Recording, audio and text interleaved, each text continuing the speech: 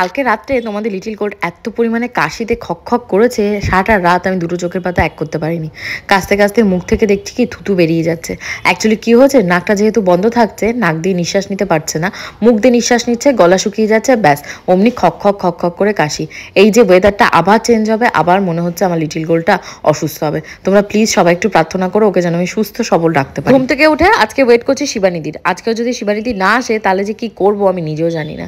এই বলতে বলতে দেখি শিবানীদি ঢুকেছে। কালকে অনেকগুলো জামা কাপড় ছিল যেগুলো পেরেছি হাতে কেচেছি, আর অনেকগুলো রয়েছে। অ্যাকচুয়ালি কি হচ্ছে বলো তো, ঠান্ডা লেগেছে বলে মেয়েটা বমি করছে, কাশির সাথে কফ উঠছে, একটার পর একটা জামা নষ্ট হচ্ছে, একটার পর একটা যেটা গলায় দিয়ে খাওয়ানো হয় নেতা পোছা সেগুলোও নষ্ট হচ্ছে, কিছু করার নেই। আর কালকে এত পরিমাণে এই সোফাটাকে চটকেছে তোমাদের গোপুচন্দ্র আর লিটিল গোল্ড মিলে, মানে সোফার মা বাবা সব এক হয়ে গেছে। এবার চটপট করে সোফাটাকে ক্লিন করে এসে বারান্দায় দেখছি মানে সমস্ত জামা কাপড় কেচে ধুয়ে মেলা হয়ে গেছে, আর গাছে কি সুন্দর সুন্দর ফুল এসছে। আর আজকে সকাল থেকে এত পরিমাণে ঠান্ডা হাওয়া, মানে হু হু করে ঠান্ডা হাওয়া, আর কি আরাম লাগছে সেই ঠান্ডা হাওয়াটা গায়ে লাগলে, মানে তখনই বুঝতে পারছি আরামের নাম হলো ব্যারাম। তো এখানে এসে দেখছি একটা অদ্ভুত টাইপের কি একটা গাছ গোবিন্দ পুঁতেছে, সেই গাছে এগুলো কি ফুল কুড়ি না পাতা কি এসছে বুঝতে পারছি না। তোমাদের যদি কারো জানা থাকে অবশ্যই আমাকে জানিও। আর এটা দেখছি কৃষ্ণ তুলসী গাছ, আর এখানটা অনেকগুলো গাছপালাও হয়েছে দেখছি।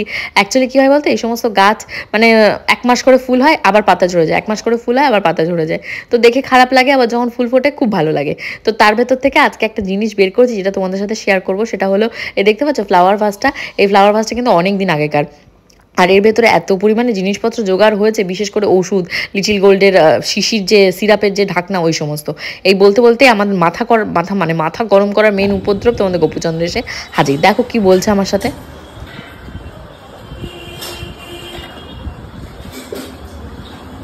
আসানসোলে বিয়ের মতো খেতে যাবে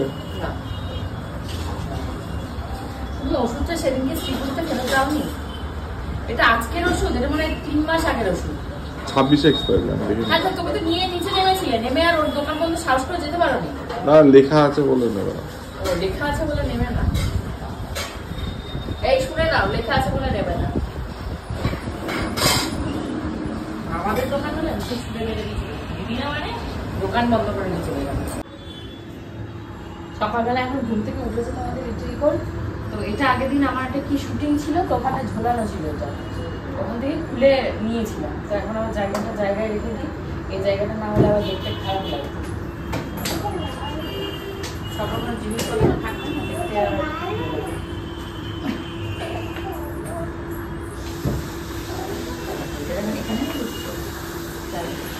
জায়গা ছিল না না, এটা হ্যাঁ এটা কিন্তু মুখে ছাড়া আবার কি জায়গা ছিল না তো।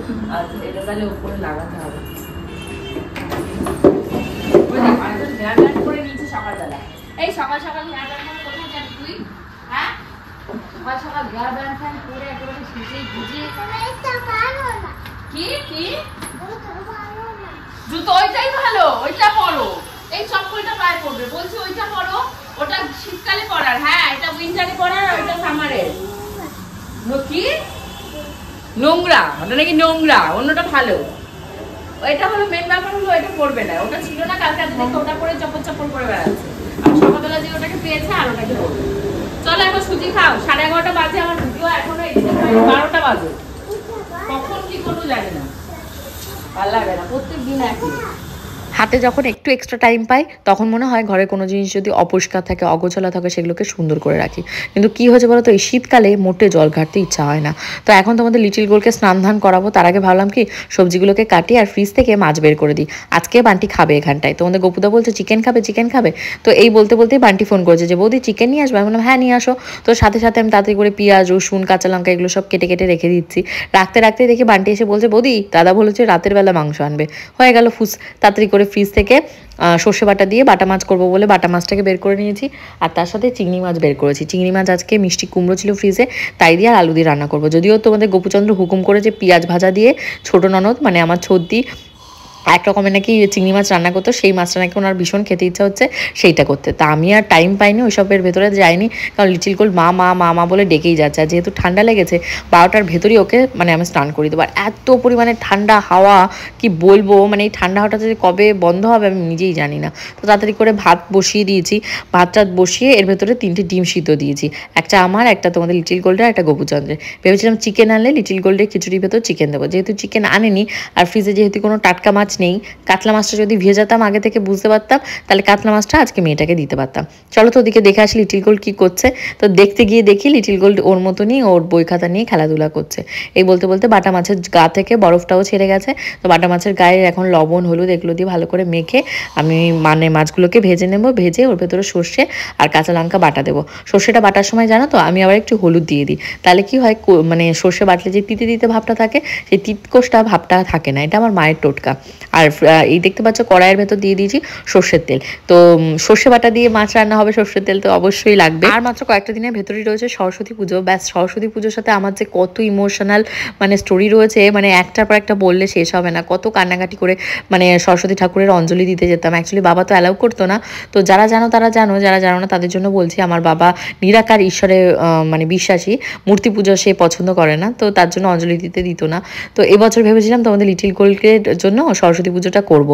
আর মনে হয় লাস্ট 2 বছর ধরে আমি মনে হয় সরস্বতী পুজোটা করছি না, কারণ ফার্মাসিস্ট যখন আমি পড়তাম তখন আমি নিজের হাতে সরস্বতী ঠাকুর কিনে আমার শ্বশুরবাড়িতে পুজো দিতাম। বাট এবছরটা কোনোভাবে হবে না, সামহাও বাড়িতে এক্সামও রয়েছে, গেটের এক্সাম রয়েছে, তার জন্য একটা হবে না। তা বাদেও পূজার বিয়ে থাওয়া নিয়ে একটা ব্যাপার রয়েছে।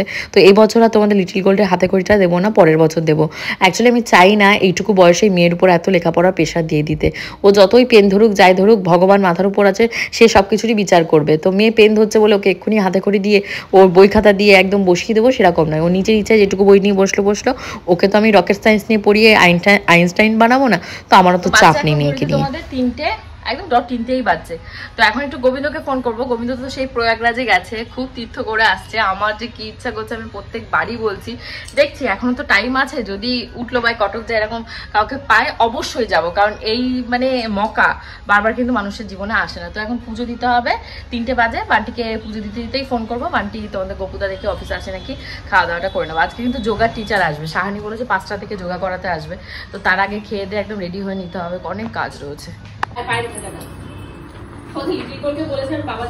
কোথায় কোথায়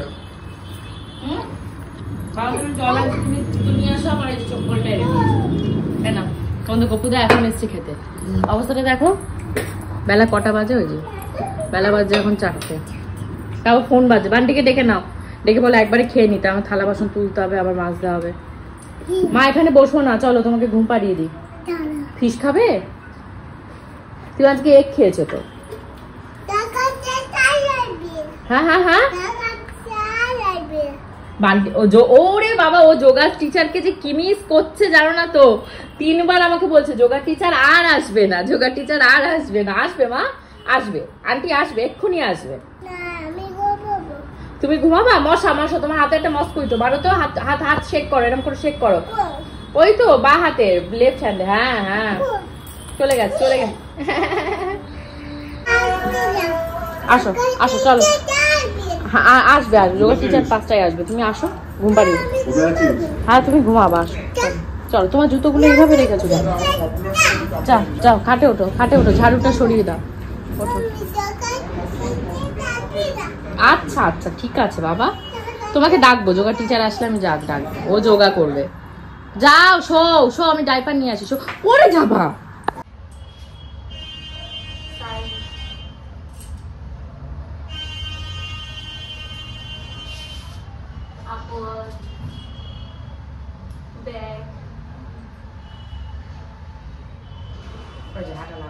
এই গপু,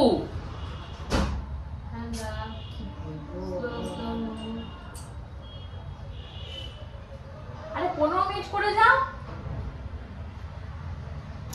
দেখলে তোমাদের গোপুচন্দ্রের অবস্থাটা দেখলে, এই হলো মানে আমার বরের অবস্থা, যার জন্য আমি যোগা টিচারকে রাখলাম। 2 মাস হতে গেল হয়ে, আমি কিন্তু অনেকখানি অ্যাক্টিভ হয়েছি, ওনার জন্যই এটা রাখা। বাট উনি কোনো সময় করবে না, তার জন্য সবসময় বলি মানুষ চিনতে তোমরা শেখো। আমি মুখে ফটর ফটর করি বলে আমি অনেকের কাছেই খারাপ, অনেকে আমাকে পছন্দ করে না, কিন্তু ওই কী বলো তো ব্যাপারটা, আমি মনের ভেতর কোনো কথা রাখতে পারি না। আমার মনে যা আমার মুখে তাই, সৎ কথা সৎভাবে আমি বলবো। কেউ যদি আমাকে বলে যে প্রিয়াঙ্কা তুই শয়তান, সেটা যেমন একসেপ্ট করার ক্ষমতা আমার ভেতর রয়েছে, মানে হ্যাঁ কিছু কিছু ক্ষেত্রে আমি শয়তান, তো সেটা যেমন একসেপ্ট করার ক্ষমতা আমার রয়েছে, সেরকম কারো মুখের উপর তার খারাপটা বলার ক্ষমতাও আমার রয়েছে। তাকেও সেটা হজম করতে হবে যদি আমার সাথে মিশতে চাও, না পারলে মানে স্টে আওয়ার ফ্রম মি, কোনো কিছুতে আমার কিছু যায় আসে না, এই যে বললাম। তো এখন সন্ধ্যেবেলায় চিকেন পকোড়া বানাচ্ছি। তোমাদের গোপুদা একদম টাইম মতনই ফোন করেছে যে কী করছো, আমি বুঝেছি চিকেন পকোড়া ভাজা হবে, সেই ইয়েতেই উনি ফোন করেছে। আমি বলছি কিছু করছি না, ঘরে বসে আছি। পরক্ষণে আবার ফোন করে বলছি চিকেন পকোড়া ভাজো নি? আমি বলছি না গো, চিকেন পকোড়া ভাজিনি, মাংস রান্না হচ্ছে, খাবে? তারপরে আর আসবে না। তো ওনাকে আর চিকেন পকোড়া আজকে ভেজে দিইনি ওই রাগেই। কেন যোগা করবে না? যোগা করাটা তো ওনার স্বাস্থ্যের জন্যই তো হেলদি না। অনেকে আমাকে কমেন্ট সেকশনে, ইউটিউব, ফেসবুক, দু জায়গাতে কমেন্ট করে বলে গপুদাকে এটা খেতে দাও, ওটা খেতে দাও। আরে খেতে কি দিই না বলো? তোমরা যারা আমার রেগুলার ভিউয়ার্স তারা তো জানো, ওনাকে ছোলা মাখা স্যালাড বানিয়ে যখন সকালবেলা দিতাম, সেগুলো কী করতো, ডাস্টবিনে ফেলে দিত। আর অ্যাজ এ প্রুফ আমি কিন্তু ডাস্টবিনের ফটোটাকে রেখে দিয়েছি, যাতে পরবর্তীতে কেউ আমাকে কোনো ব্লেম দিতে না পারে। বরকে ভালোবেসে আমি সারাদিন নিজে না খেয়ে ওনার খাবার দাবার আগে রেডি করে দিতাম। সেই মানুষটা যখন ডাস্টবিনে খাবার ফেলে দেয়, তোমরা বলো তো কারোর ভক্তি থাকে, শ্রদ্ধা থাকে তাকে রান্না করে দেওয়ার? হ্যাঁ, স্বামীর জায়গায় স্বামী, তাকে রান্না বান্না করে দেবো, কিন্তু ওই যে নিজেকে ভালোবাসে না, তাকে পৃথিবীতে কেউ ভালোবাসবে না।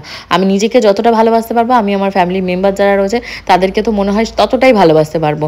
আমার মানে আমার পয়েন্ট অফ ভিউ থেকে আমার সেটা মনে হয়। এবার কার কি মনে হয় সেটা শুধরানো বা সেটা ঠিক করার দায় ঠাকাও আমি নিয়ে নিই, কারণ পৃথিবীটা এমন হয়ে গেছে আপনি বাঁচলে বাপের নাম। তো দেখো তোমাদের সাথে গল্প করতে করতে আমার চিকেনটা মোটামুটি কষে গেছে।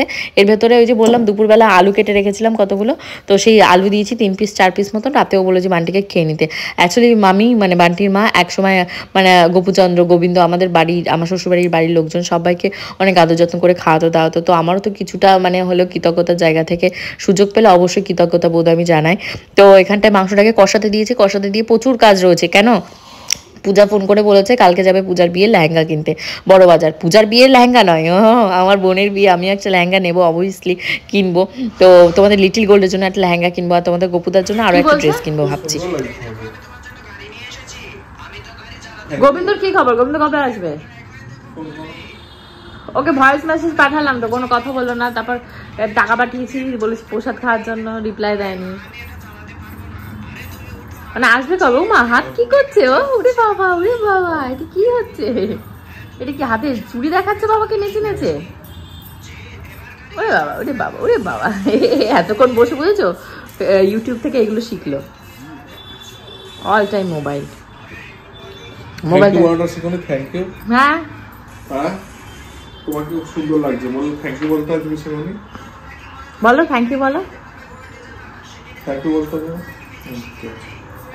একটু খাও, খাও খাও, মিষ্টি মিষ্টি মিষ্টি। আরে রসগোল্লা মিষ্টি খাও না, খাও, বাবা দিচ্ছে। কি অবস্থা, মুখে দাও। আয় ভগবান, খাবে না তো খাবেই না, কি অবস্থা দুষ্টুমি। খাও না, ভালো খাবার তো খাও, খাবে না তো খাবেই না। ওর বাবাও নাকাল, দেখেছো, বুঝতে পারছে না কি খা কি। আমি তো রাগ করবো, লিটিল গোল্ড যখন আরেকটু ছোট ছিল, ওই যেমন ধরো 1 বছর 1.5 বছর বয়স, তখনও পর্যন্ত দেখতাম ও রসগোল্লা এত ভালো খেত। ওর বাবা ভাবছে মেয়েটা মনে হয় এখনো 1.5 বছর রয়েছে। ওর মেয়ের যে 1.5 বছর ছাড়িয়ে 2 বছর 3 মাস 4 মাস হতে গেল, ওর বাবার আর হুঁশ নেই। ওর এখন টেস্টের যে বার্ডস সেটা চেঞ্জ হয়ে গেছে। ও এখন রসগোল্লা, রসালো জিনিস খাবে না, ও এখন জিলেপি খাবে, আমৃতি খাবে। তো ওর বাবাকে বলেছি মানে তুমি আমৃতি নিয়ে আসবে, আমৃতি না এনে উনি রসগোল্লা নিয়েছে। মেয়ে তো খাবেই না, খালি বলছে জিলিপিলি খাবো। তো ওর বাবা খুবই দুঃখ পেয়েছে ওর মা মানে বাবার হাত থেকে খায়নি বলে। আমি অনেকবারই বলেছি কিন্তু ও খাবে না, কি করবো বলো, ছোট মানুষকে আর কত বকাঝকা করা যায়। তো কালকে বলেছে ওর বাবা জিলেপি এনে দেবে, আনলে ওর বাবার হাত থেকে জিলেপি খাবে। কটা বাজে ঘড়িতে? 11:45। কি করে বেড়াচ্ছ তুমি রাস্তা দিয়ে? কি হচ্ছে? কি হচ্ছে? না আমি দরজা খুলবো না, বল আমরা দরজা খুলবো না, বল। তো বাবা এসছে, দরজা খুলবো না, চোখ পিটিস পিটিস করে দেখাচ্ছে বাবা এসছে। তাই কি হচ্ছে? বাবা বাবা বাবাকে দরজা খুলবো না, বাবাকে খুলবো না, দরজা খুলবো না। বাবা কি করবে? বাবা একা ঘুরবে, ঠিক হচ্ছে।